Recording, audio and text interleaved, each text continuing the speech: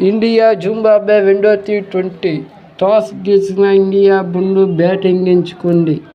Batting వచ్చిన India ముందు 45 ఓవర్లలో మల్లంగా ఎన్ఎస్ గిల్ వికెట్ పప్పింది. కాత అసేసమ్మ దుమ్ము లేపాడు, సెంచరీగా రాణించాడు. బౌలింగ్కు చొక్కలు చూపించాడు. పట్టే బాల్ 6 బౌండరీకు రాణించాడు. రింకు ఫినిషర్ సెల్ చేశాడు. గైక్వాడ్ బాగా రాణించాడు. బ్యాటింగ్ వచ్చిన జింబాబ్వే టార్గెట్ 234 ఉంది. ఇందులో జింబాబ్వే బ్యాట్స్మెన్ చేతులు ఎత్తేశాడు.